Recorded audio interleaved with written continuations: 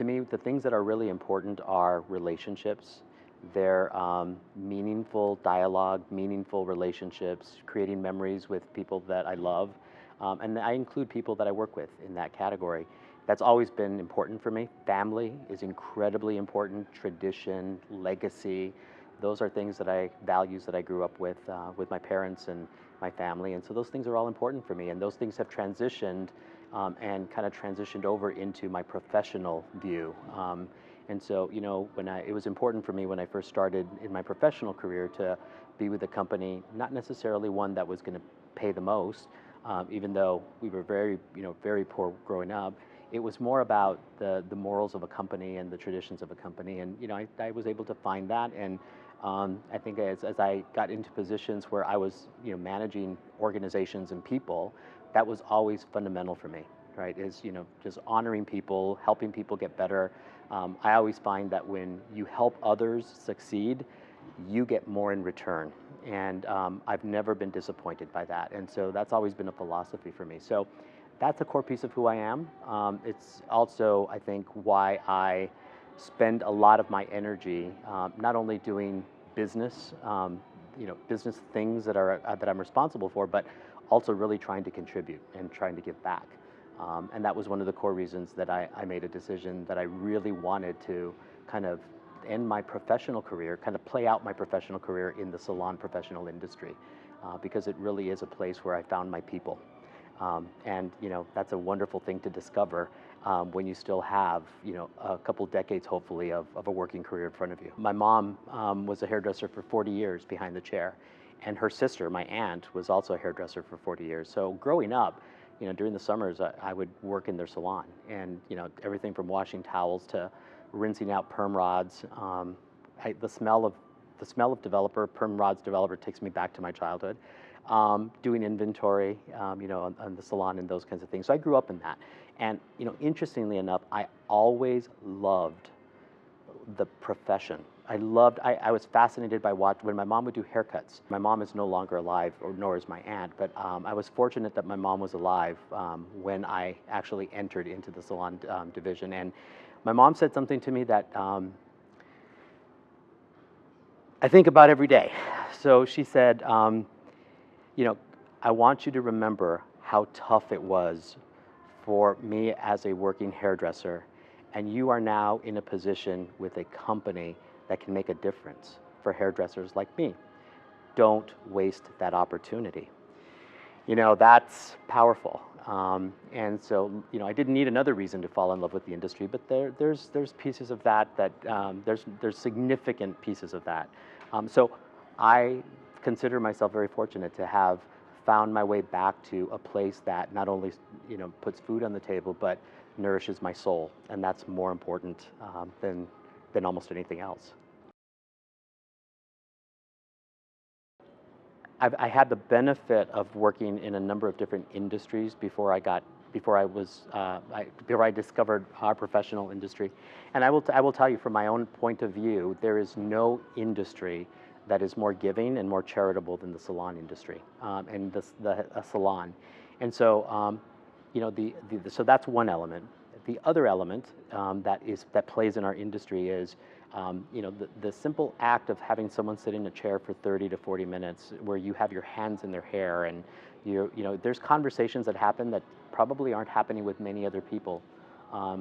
You know, maybe a doctor, but probably not even for that like the time. And so you start to understand and hear, our stylists hear about abuse, and they hear about, you know, a lot of those very sensitive topics. And so what I'm really proud of is that the PBA, that we at the PBA really acknowledge that. And so we've got, you know, a number of charitable things that we do, from, you know, helping salons through our PBA Foundation if there's a catastrophic emergency, get back on their feet, or you know, kind of get back into operation, or things like the Cut It Out, or programs that we do with domestic violence. And so we're very much about supporting those kind of things. And you know, those are our standard programs. But I will tell you, we're also, if you don't know where to turn, you always should turn to the PBA, because we will find a way to help you in whatever the situation is. And I don't think people think about us that way, but there's a whole staff of people that their only job is to support the industry, and that's what we're here for. We had a pretty fundamental change in our membership that actually is making PBA much more accessible to the everyday hairdresser, right? So we've completely, we revamped our computer systems, and that's allowed us to actually have a very different, and I would say much more open access membership plans for everyday, for the hairdresser, whether you're a salon owner or a hairdresser. I think that's important, and people should go to pba.org and really spend a few minutes just to see kind of what you get as a part of that. So for the everyday, if I was talking to my mom as an example and trying to tell her about why she should be a PBA member, I think probably the first thing I would say to my mom is, number one, you're part of a craft, and you need to be connected.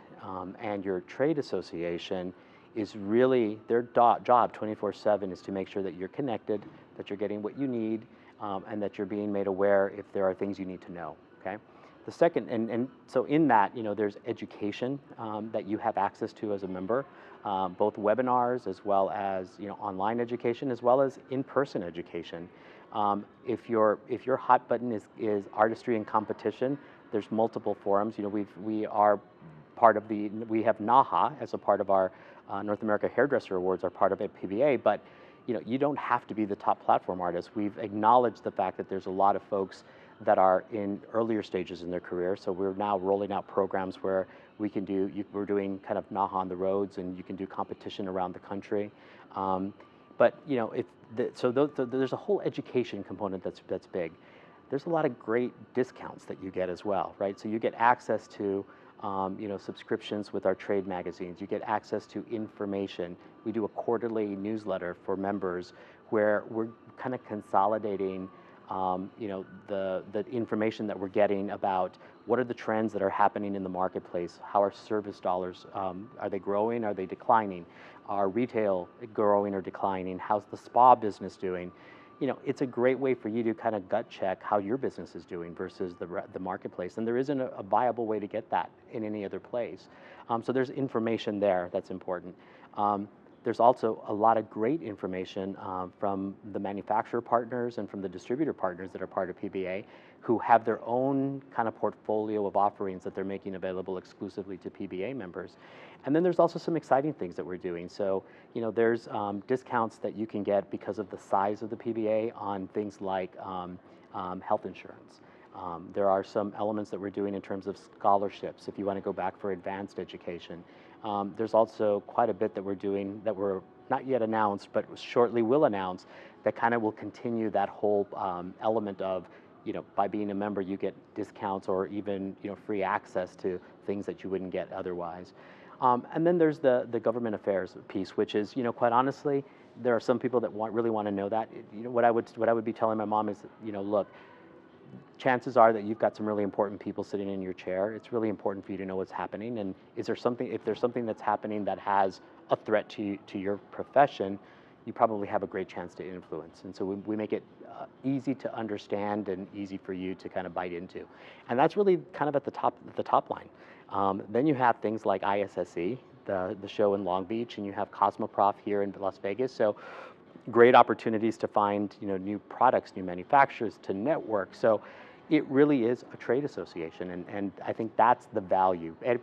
We really want to make sure that if you're a student, if you're a salon owner, or if you're a stylist, you can find multiple things that kind of make your life and your profession better.